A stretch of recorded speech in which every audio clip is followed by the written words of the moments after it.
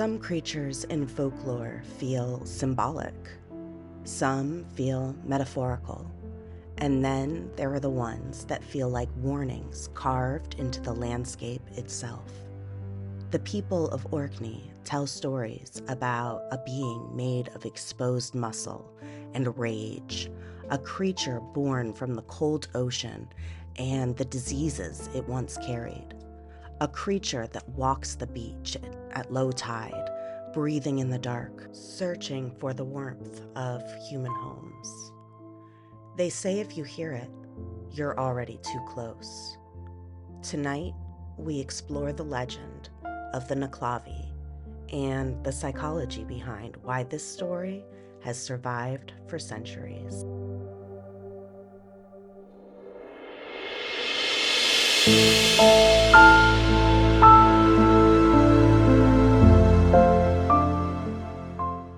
The locals warned her about the tides. When Maren signed the 6-month lease on the old stone cottage on Orkney's west coast, a place she'd chosen for its solitude, its cliffs, and its promise of uninterrupted writing time, she told herself she wouldn't become superstitious.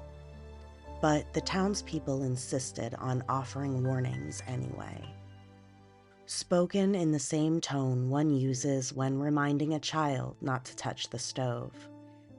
Low tide brings out old things.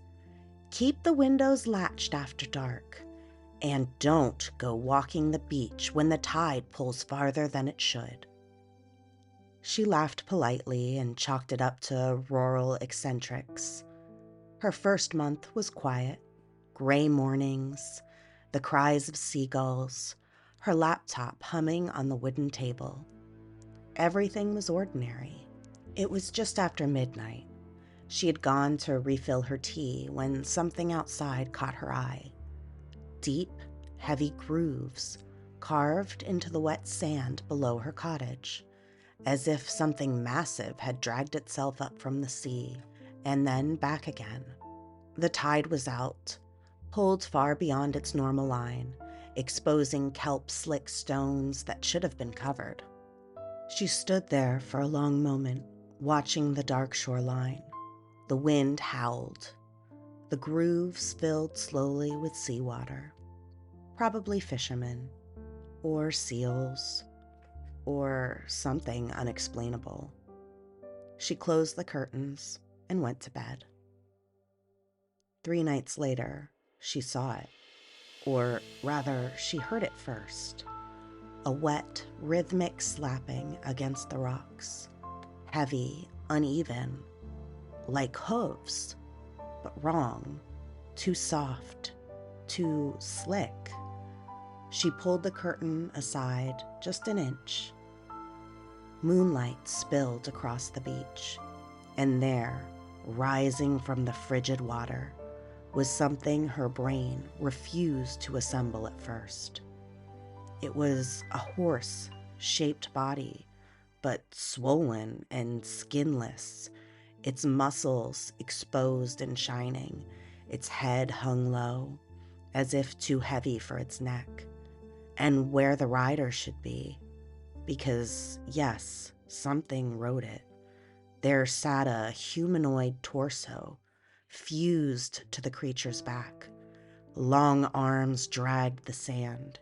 Its head was skull-like, stretched, its mouth hanging open as if it was caught mid-scream. No eyes, just pits.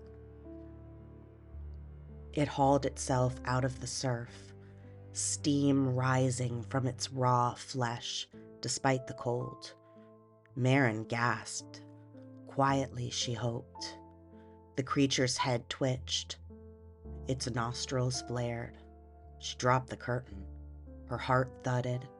She sat in total darkness, listening to the damp thuds as it moved across the beach. Then silence. Needless to say, she didn't sleep that night. The next morning, the sand was clean. No tracks, no disturbed kelp, nothing. She tried to convince herself it was sleep deprivation, or some trick of the moonlight. But that night, as she was brushing her teeth, she saw something that made her drop the toothbrush she was holding. A smear, long and wet, streaked across the outside of her bedroom window, as though something had dragged a finger or a limb down the glass. The smear glistened red-brown. She backed away. The smear slowly began to dry. That week, the creature returned every night. Sometimes she woke to the sound of hooves on wet rock, sometimes to the heavy thump of a limb hitting sand. Once she woke to nothing but silence, but the next morning she found her front door crusted with salt water and a faint handprint pressed into it. She considered calling the police, but what would she say? I think a skinless demon horse is stalking me? She chuckled to herself of the absurdity of it. She tried to pack, she really did, but every time she opened the door to leave, the tide was wrong, far too low, as though the sea itself was pulling back in anticipation. She was trapped by her own mind, or something outside of it. On her last night in the cottage, she felt something shift, a change in the air pressure, the way a room feels before a storm hits. She stayed awake, sitting in the bedroom with the lamp on, listening. At 2:14 a.m., she heard it, the wet breathing, right outside her window. Careful, slow, as though it were mimicking human breath. Inhale, exhale, inhale, closer now. She turned off the lamp. The breathing stopped. Moonlight illuminated the room, soft and pale. She forced herself to inch closer to the curtain. She lifted one corner. The creature stood inches from the glass, taller than she imagined, steaming, its face nearly pressed to the window, its chest heaved, its head tilted, listening. It couldn't see her. She knew that. Stories said the Knuckelavee had no eyes, but it could smell. It jerked suddenly, slamming a hand, if you could call it that, against the window. The entire frame rattled. Maren stumbled back. Her pulse pounded. Then the creature froze. Its head lifted, nostrils flaring as though catching a scent it preferred. Slowly, painfully, it turned towards the sea, its limbs dragging as it moved, each step sinking deeper into the sand. It left, just like that. The next morning, Maren packed her car in 10 minutes, drove away without looking back, and never returned to the cottage. The lease agreement remained tacked to the kitchen corkboard, fluttering slightly whenever the door opened. The locals say the tide is rarely wrong anymore, but sometimes, when the moon is too bright and the sea pulls dangerously far from the shore, visitors swear they see deep grooves in the sand, like something enormous crawled out of the water and briefly remembered the warmth of a human home. And if you listen closely, on those nights when the wind stops and the ocean holds perfectly still, you can hear breathing, not from the sea, from the land, waiting.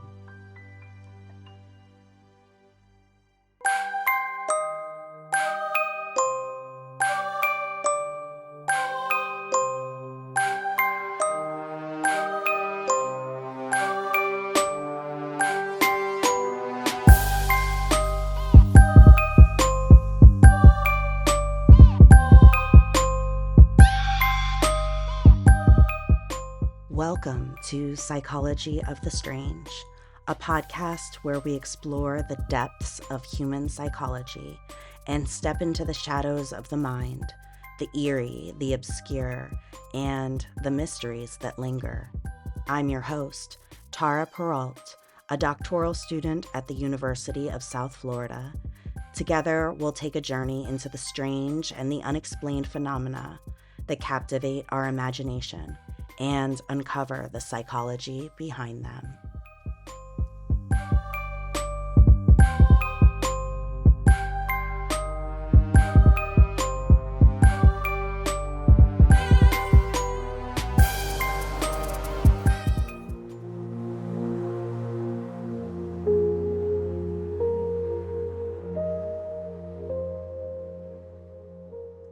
Stories like this stick with us for a reason.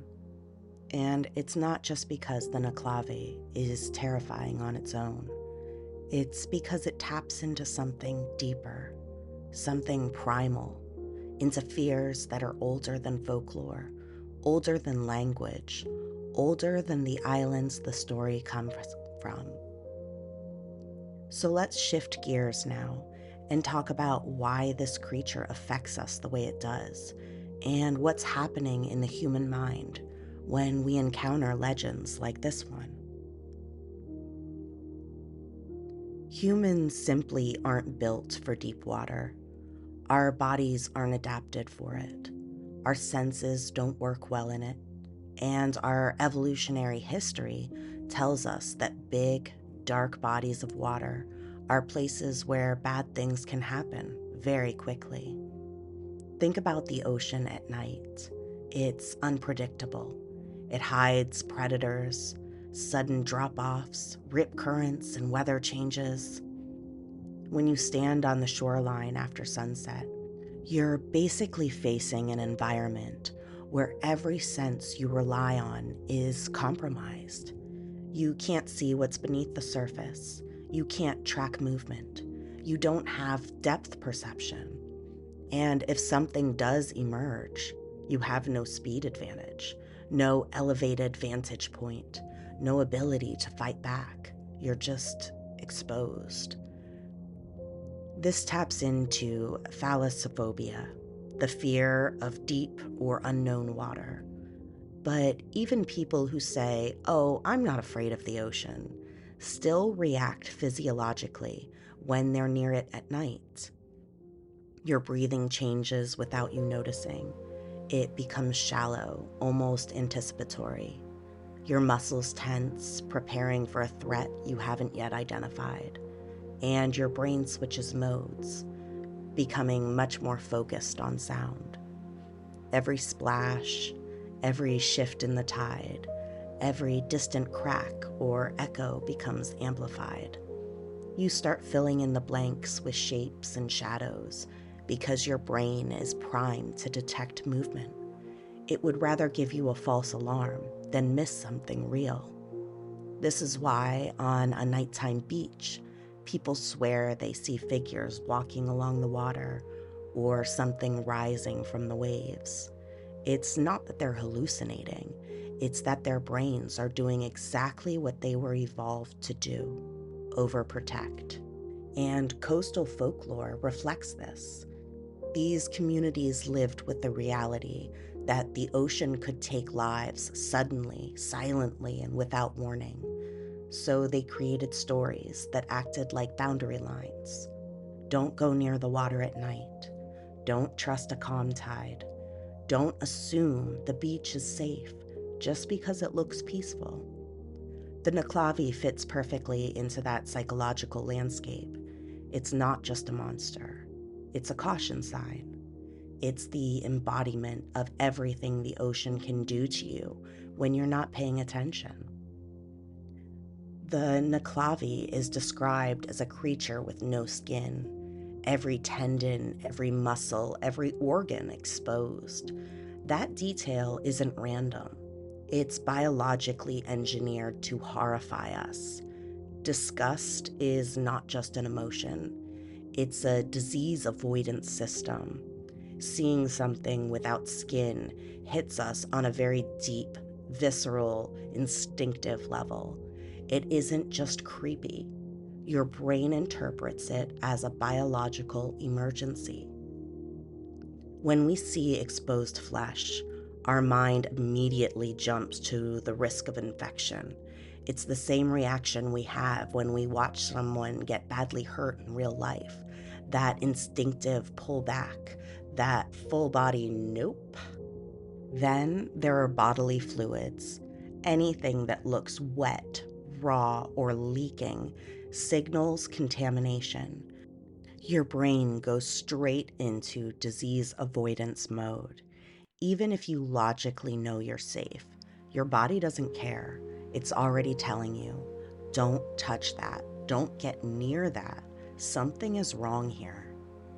And when we see organs or internal structures that were never meant to be visible, that threat level spikes even higher. Our bodies are built to contain everything inside. Seeing those systems on the outside creates this sense of danger, like witnessing an injury in progress. Even deformity, something shaped almost like a creature you recognize, but not quite, it triggers the fear of potential illness. Historically, anything that looked physically wrong might have meant disease, so our brain evolved to treat it as hazardous. So when folklore hands us a creature that is entirely skinless with muscles exposed, steam rising from raw tissue, every biological warning sign flashes at the same time. It isn't just unsettling, it's activating multiple primal alarm systems all at the same time. Our brains evolved to avoid sick individuals, to prevent diseases. So when folklore describes a creature missing its skin, it's basically pulling the fire alarm on our pathogen avoidance system. This is why the Nuckelavee is described as steaming in the cold air. It looks wrong, it smells wrong.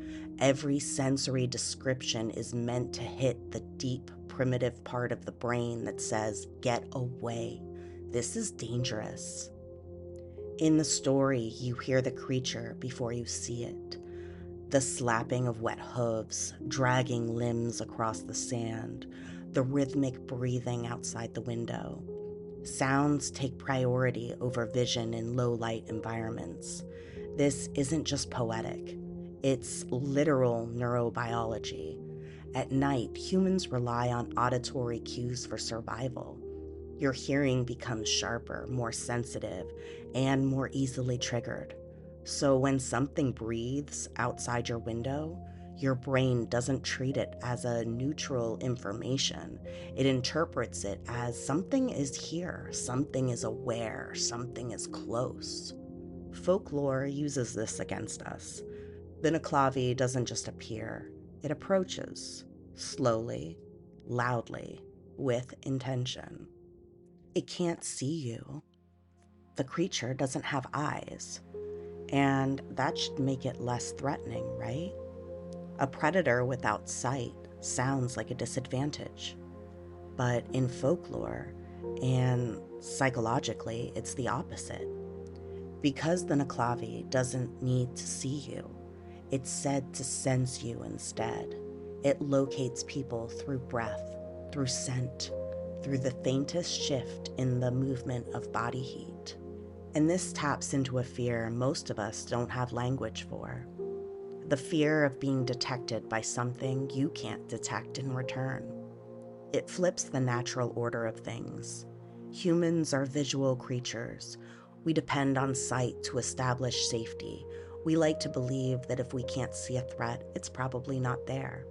That's the logic that helps us sleep at night. But when there's something out there that can track you without using sight, something that can find you by the sound of your breath against a window pane, your entire sense of control dissolves. This is called a predator-prey reversal. You're not the observer anymore. You're the observed. And the worst part is the powerlessness that comes from that realization. There's no way to hide. You can't stay quiet forever. You can't mask your warmth, your scent, your presence. You are, in a very literal biological sense, findable. Your nervous system responds instantly by making your heart rate spike. You try to minimize your breathing. You become hyper aware of every sound you make. You freeze, hoping stillness will protect you. But that instinct, the if I don't move, it can't find me strategy, doesn't work on something that isn't relying on vision in the first place. And that is psychologically devastating because it means the rules you rely on to feel safe don't apply anymore. The monster isn't just dangerous, it's unpredictable. It's operating outside the sensory system you understand. So when you imagine a creature inches from your window, breathing softly, head tilting as it searches, and knowing that even though you can't see it, it already knows exactly where you are, that's enough to make anyone panic. Not because it's supernatural, but because it strips away your last layer of control. In the story, Marin lives alone on the coast. No neighbors, no witnesses, no social buffer. Isolation amplifies. It becomes hypervigilance, misinterpretation of sounds, intrusive thoughts, pattern detection, nocturnal anxiety. When you don't have anyone to say, oh no, that's just the wind, your mind does the work for you, often incorrectly. Survival-wise, the brain would rather make a false alarm than miss a real threat. Folklore thrives in isolation because isolation distorts perception. The Knuckelavee isn't just a monster invented to scare children. Historically, it served a purpose. The creature was said to appear when disease was coming. Fresh water was contaminated, storms were approaching, the tide was dangerously low, red algae blooms poisoned the livestock. In other words, the Nuckelavee was an environmental warning system. The skinless body represented sickness. The horse form represented travel or spreading illness. Its hatred of fresh water aligned with the seasonal contamination patterns. Folklore isn't random, it's a cultural memory. Unlike ghosts or demons, the Nuckelavee is tied to nature itself. The ocean, the tide, the cold, the wind. It has no agenda other than existing, which in a way makes it worse. It's not vengeful. It's not moral. It doesn't care what you did or didn't do. It just exists. And that's enough. Psychologically, humans fear the uncontrollable, the unpredictable, the natural world acting with agency. The Nuckelavee is the embodiment of nature having a will, nature noticing you, nature approaching your window at night. That's a very different kind of horror. Even if you don't believe in folklore, your brain reacts to it anyway, because the Nuckelavee hits universal fear circuits. These fears are not cultural, they're human. Folklore just gives them shape. And when you encounter a creature made from every fear the human brain prioritizes, you don't need to believe in it for it to work. Your nervous system fills in the rest automatically. The Nuckelavee survives because it represents something we all understand instinctively. The idea that the world can hold things older than us, bigger than us, indifferent to us, and capable of crawling up out of the water when the tide goes wrong. Whether you think that it's literal, metaphorical, or psychological, your brain reacts the same way. It prepares you to run.